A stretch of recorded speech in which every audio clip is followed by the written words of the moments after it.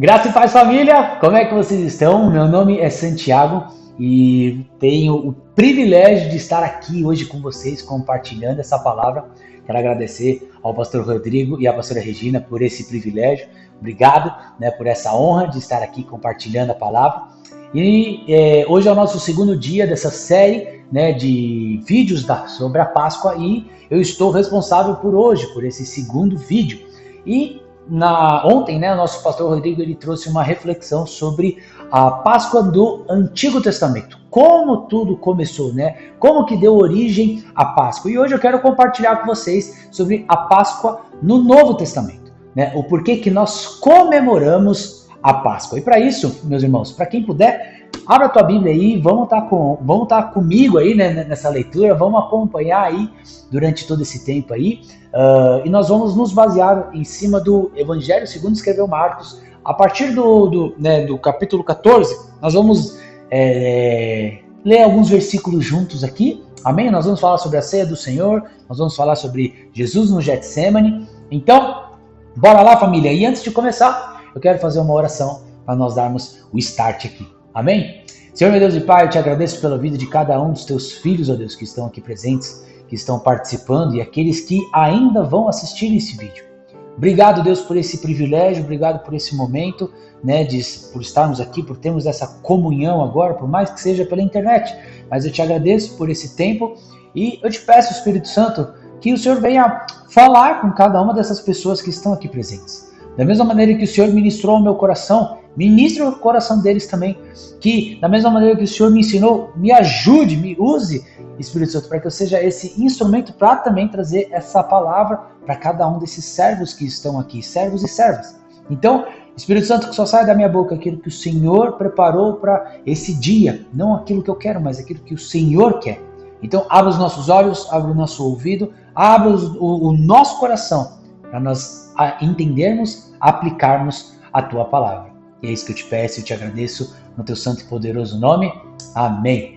Amém, família? Então, vamos começar a nossa leitura, Como eu falei, nós vamos começar aqui no livro de Marcos, capítulo 14, só que para dar início, nós só vamos ler o versículo 12, amém? Então, para você que pode, abra a tua Bíblia e bora ler junto. Marcos, capítulo 14, nós só vamos ler agora o versículo 12, que diz: No primeiro dia da festa dos pães sem fermento, quando se costumava sacrificar o cordeiro pascal, os discípulos de Jesus lhe perguntaram: Onde queres que vamos e te preparemos a refeição da Páscoa? Até hoje, família, a Páscoa para os judeus é uma refeição que comemora uma vez por ano por conta de algo que aconteceu. Como o pastor Digão ele já explicou, os israelitas se tornaram escravos por um faraó no Egito.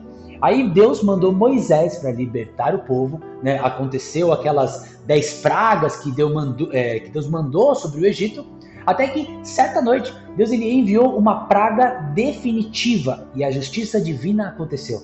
Era a praga que todos os primogênitos morreriam. E a única maneira de uma família escapar dessa justiça divina seria colocando a sua fé na provisão sacrificial de Deus. Ou seja, essa casa, essa família tinha que sacrificar um cordeiro e passar o sangue desse animal no umbral das portas da casa como um sinal de sua fé em Deus. Naquela noite teria nas casas uma criança morta ou um cordeiro morto. Quando viesse o anjo da morte, quando viesse a justiça de Deus, só se salvariam aqueles que estivessem sob a proteção de um substituto. E esse substituto era o sangue do cordeiro. Aqueles que tivessem aceitado essa proteção do sangue, do cordeiro, a morte daria livre passagem e eles estariam salvos. E é aí, meus irmãos, que vem a origem da palavra Páscoa. As pessoas, elas só foram salvas porque tiveram fé em um sacrifício substitutivo. Foi dessa maneira que Deus libertou os israelitas do Egito e conduziu eles para a liberdade rumo à terra prometida. Por isso que todos os anos comemoram a Páscoa, já que foi um momento muito importante na vida deles. Mas por que o sacrifício de um cordeiro fez com que as pessoas não sofressem a justiça divina? E a resposta, meus irmãos, está em Marcos 14, quando Jesus e os seus discípulos estão comemorando a Páscoa. Marcos, do capítulo 14, do versículo 12 ao versículo 16, a palavra diz assim: No primeiro dia da festa dos pães sem fermento, quando se costumava sacrificar o cordeiro pascal, os discípulos de Jesus lhe perguntaram: Aonde queres que vamos e te preparemos a refeição da Páscoa? Então ele enviou 2 de seus discípulos, dizendo-lhes: Entrem na cidade, e um homem carregando um pote de água virá ao encontro de vocês. Sigam-no e digam ao dono da casa em que ele entrar. O mestre pergunta: Onde é o meu salão de hóspedes, no qual poderei comer a Páscoa com meus discípulos? Ele lhes mostrará uma ampla sala no andar superior, mobiliada e pronta. Façam ali os preparativos para nós. Os discípulos se retiraram, entraram na cidade e encontraram tudo como Jesus lhes tinha dito e prepararam a Páscoa. E como funcionava essa ceia de Páscoa? Tinha uma pessoa que essa pessoa seria responsável de conduzir essa refeição. E antes deles comerem, essa pessoa ela segurava o cálice de vinho e ela explicava o significado da festa. Ou seja, aquilo que nós acabamos de falar, né, sobre a liberdade deles. Aí essa pessoa ela lia Deuteronômio 26 para abençoar o pão, as ervas e o cordeiro. E explicavam que esses elementos eram lembretes simbólicos de tudo aquilo que tinham passado. Então, geralmente, as pessoas apontavam para o pão e elas diziam assim: este é o pão da nossa aflição, esse é o pão que os nossos pais comeram no deserto. E por que eu estou dizendo isso, né? Porque nessa hora da ceia, quem estava conduzindo a refeição da Páscoa era Jesus. E o livro de Marcos mostra o que Jesus disse nesse momento, que foi do versículo 22 ao versículo 25. E ele diz assim: Enquanto comiam, Jesus tomou o pão, deu graças, partiu-o e deu aos discípulos, dizendo: Tomem, isto é o meu corpo. Em seguida, tomou o cálice, deu graças, ofereceu-o aos discípulos e todos beberam. E lhes disse: Isto é o meu sangue da aliança, que é derramado em favor de muitos. Eu lhes afirmo que não beberei outra vez do fruto da videira até aquele dia em que beberei o vinho novo no reino de Deus. Nesse momento, Jesus ele saiu do roteiro, daquilo que eles sempre falavam de geração em geração, quando abençoavam os elementos e explicavam o símbolo daquele momento. Jesus ele pegou o pão e ele disse: Isto é o meu corpo. E o que isso significa, família? Jesus ele está dizendo: Este é o pão da minha aflição. Este é o pão do meu sofrimento. E agora vou trazer a vocês a libertação definitiva da escravidão. Ou seja, graças ao sacrifício de Jesus, agora existe uma nova aliança entre Deus e nós. A base dessa aliança é o próprio sangue de Jesus. Isto é o meu sangue, o sangue da aliança, né? Como mostra aqui no versículo 24. Então, da mesma maneira que a primeira Páscoa ela foi celebrada uma noite antes de Deus redimir os israelitas da escravidão, né, por meio do sangue dos cordeiros, essa refeição de Páscoa com Jesus foi celebrada uma noite antes do dia em que Deus redimiu o mundo do pecado e da morte por meio do sangue de Jesus. Outro detalhe interessante é que nessa refeição de Jesus e os seus discípulos, a gente só vê ele abençoando o pão e o vinho. Todas as refeições de Páscoa tinham pão e vinho, mas a gente não vê Jesus levantando e abençoando o prato principal da refeição. Obviamente, não se tratava de uma refeição vegana ou vegetariana. Em nenhum momento Jesus fala sobre o cordeiro nessa refeição da Páscoa. E outra vez, Jesus ele sai do roteiro de algo que faziam de geração em geração. Eu fico imaginando, né, os discípulos se perguntando: cara, celebrar uma Páscoa sem o cordeiro? Cadê o principal, né, que é o cordeiro? Mas não precisava de um cordeiro sobre a mesa, porque o cordeiro de Deus estava à mesa. Cara, Jesus era o principal. E ele é o principal. E é por isso que em João 1,29, João Batista, ele vê pela primeira vez Jesus, ele diz: Este é o Cordeiro de Deus que tira o pecado do mundo. João Batista já tinha entendido que o Cordeiro substitutivo havia chegado para que eu e você tivéssemos acesso ao Pai. João Batista estava mostrando que Todos aqueles outros cordeiros apontavam para Jesus, que o cordeiro que tira o pecado do mundo havia chegado. Na cruz, Jesus ele recebeu aquilo que nós merecíamos, o pecado, a culpa e a condição podre desse mundo. Isaías 53, versículo 5 vai dizer assim: mas ele foi transpassado por causa das nossas transgressões, foi esmagado por causa de nossas iniquidades. O castigo que nos trouxe a paz estava sobre ele, e pelas suas feridas fomos curados. O castigo que nos trouxe a paz estava sobre ele, e pelas suas pisaduras fomos curados. Ele nos amou tanto, família, que tomou sobre si a justiça de Deus. E eu vi uma ilustração, e eu quero compartilhar com vocês, que eu vi uma história naquele canal National Geographic, sobre um incêndio que aconteceu naquela floresta Yellowstone. E alguns guardas florestais dessa floresta, eles começaram a fazer uma caminhada para ver quais foram os estragos que tinha acontecido ali. E um desses guardas, ele achou um pássaro carbonizado que estava grudado em uma árvore. E assim que o guarda ele tirou aquele pássaro que estava grudado, ele encontrou 3 filhotes desse passarinho e eles estavam vivos debaixo desse passarinho. Quando começou a pegar fogo, a mãe ela permaneceu firme em vez de fugir. Ela se dispôs a morrer para que esses filhos estivessem vivos. E foi exatamente o que Jesus fez por nós. O amor dele por nós teve um alto custo para que nós tivéssemos vida e vida em abundância.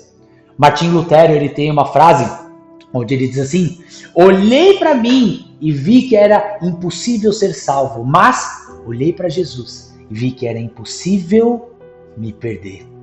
Cara, esse amor de Jesus nos constrange. Só que não para por aí.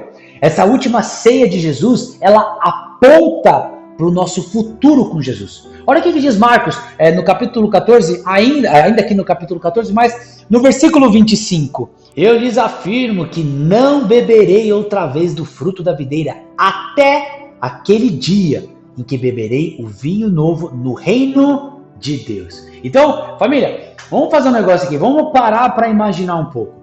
Imagine que a gente vá até o Egito, logo depois dessa primeira Páscoa. Aí a gente chega lá no Egito, e chama um desses israelitas, que vivenciou tudo isso, e pergunta: quem são vocês? O que está acontecendo aqui? E eu fico imaginando assim, a resposta deles seria: éramos escravos, estávamos sujeitos a uma sentença de morte, mas tivemos fé e buscamos proteção no sangue do Cordeiro, um Cordeiro que nos substituiu, e graças à morte desse Cordeiro, nós fomos libertos da escravidão. E agora Deus vive em nosso meio e Ele está nos levando para a terra prometida. E é exatamente isso, família, que nós cristãos dizemos hoje. Se você crê no sacrifício substituto de Cristo, que Ele morreu em nosso lugar, os maiores desejos do nosso coração serão satisfeitos no dia em que eu e você estaremos sentados à mesa do banquete eterno do reino prometido por Deus. Eu quero finalizar lendo a oração de Jesus no Getsemane, antes de ele ser traído e preso. Nós vamos ler Marcos capítulo 14, do versículo 32 ao versículo 36. E a palavra diz assim: então foram para um lugar chamado Getsemane, e Jesus disse aos seus discípulos: sentem-se aqui enquanto vou orar. Levou consigo Pedro, Tiago e João, e começou a ficar aflito e angustiado. E lhes disse: a minha alma está profundamente triste, numa tristeza mortal. Fiquem aqui e vigiem.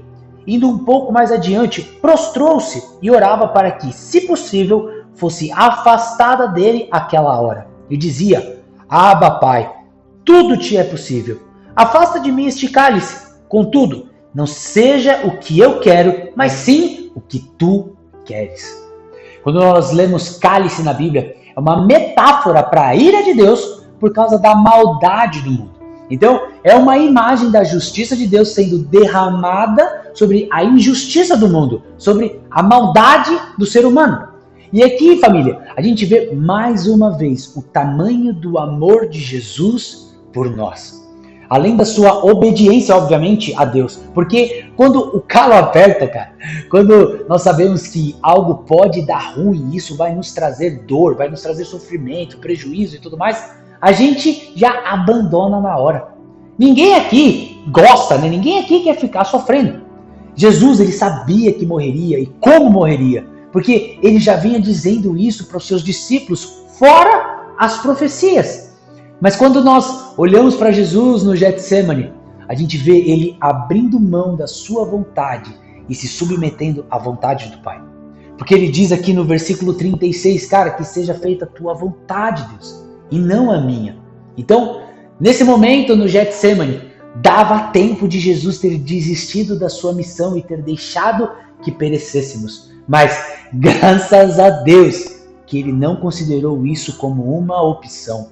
Jesus pediu sim para que o Pai cumprisse a missão de uma outra forma, mas jamais pediu que ele desistisse dela. E sabe por quê, família? Porque por mais terrível que fosse o cálice, por mais terrível que fosse essa separação de Deus por causa dos nossos pecados, Jesus sabia que o seu desejo de ser poupado não chegava nem aos pés do seu desejo de nos poupar. Mesmo em meio ao sofrimento, Jesus obedece por amor ao Pai e por amor a nós.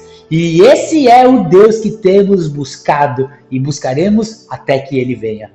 Nenhum amor, cara, se compara com o de Jesus. Nenhum outro tipo de amor, cara, de família, de amigos, da nossa mãe, do pai, da esposa, do esposo, nenhum deles pode satisfazê-lo como o amor de Jesus. Todos os outros tipos de amor, cara, irão nos desapontar porque nós somos humanos, nós erramos. Uma hora a gente dá uma bola fora, cara. Alguma dessas pessoas aí que eu falei, uma hora vai errar. Mas o amor de Jesus jamais irá nos desapontar. Eu quero finalizar com uma leitura bem rápida desse livro aqui, As Excelências de Cristo, de Ellen Hood. E olha o que ele fala aqui, família. Nenhuma mente poderia conceber que o Messias de Israel, que veio com um trovão das vozes de milhares de anjos cantando glória a Deus nas alturas, morreria numa coroação de cuspes, sangue, provocações, desprezo e escárnio. Quem acreditaria que sua carne inocente seria rasgada por pregos romanos? Mas, na hora mais escura do Calvário, a verdade brutal se revelou. Este rei tinha nascido para morrer. Quando João Batista testificou, vejam, é o Cordeiro de Deus que tira o pecado do mundo. Este mensageiro do deserto estava anunciando, vejam o seu rei, aquele marcado para a morte, aquele designado desde o nascimento para ser abatido pelos pecados do mundo. Pilatos espancou Jesus, exibiu sua figura marcada com um manto púrpura e uma coroa de espinhos diante de uma multidão que zombava, e ele anunciou, aqui está o homem, como mostra João capítulo 19, versículo 5. Aqui está o vosso rei, como mostra João capítulo 19, versículo 14. Naquele mesmo dia, você pode ter ouvido um sussurro descendo do céu. Ainda não. Ele ainda está respirando. Este rei está marcado para o abate. Não muito tempo depois de agora, quando ele estiver desfigurado além da aparência humana, quando o sangue e a carne rasgada mancharem a cruz, quando o turbilhão das trevas afogar as provocações e zombarias, quando o filho tatear pela presença do seu Pai, quando ele respirar pela última vez, então, e somente naquele momento, você contemplará o homem, o rei, em toda a sua glória. Este é o único que nasceu para morrer. Família, esse é o Jesus que nós servimos. Esse é o Jesus que nós buscamos. E esse é o Jesus que nós comemoramos a nossa Páscoa. Eu espero que essa palavra tenha sido clara. Eu espero que vocês tenham entendido o porquê dessa palavra de hoje. E amanhã o nosso pastor estará finalizando, o pastor Rodrigo vai estar finalizando essa série de vídeos, contando agora sobre a morte e ressurreição de Jesus. Então, família, feche seus olhos. Quero orar para a gente poder finalizar esse nosso vídeo, amém? Senhor, meu Deus e Pai, eu te agradeço pela vida de cada um desses seus servos que estão aqui. Obrigado, meu Deus, por esse tempo. Obrigado por esse momento precioso. Que momento gostoso, Pai, de poder compartilhar a Tua palavra e nós entendemos o real motivo da Páscoa. nós começarmos a entender o porquê que tudo começou no Antigo Testamento e o porquê que nós comemoramos hoje o Cordeiro de Deus que tira o pecado do mundo. O Verbo se fez carne e habitou entre nós. Nós te agradecemos, Jesus, por tudo o que o Senhor tem feito por nós e ainda vai fazer. Obrigado porque o Senhor veio e deu a sua vida por nós. Obrigado que em nenhum momento o Senhor desistiu de nós. Obrigado por esse amor que nos constrange e que nós possamos entender cada dia mais e olharmos para o Senhor e buscá-lo somente o Senhor. Obrigado, Jesus, por tudo que o Senhor fez por nós. E é isso que eu te peço e eu te agradeço no teu santo e poderoso nome. Amém. Amém, família. Que Deus abençoe a vida de vocês. Espero que vocês tenham entendido essa palavra. E amanhã se encerra essa série de vídeos. Amém? Fiquem com Deus. Deus abençoe. E até, se assim Deus permitir, até uma próxima. Deus abençoe, família.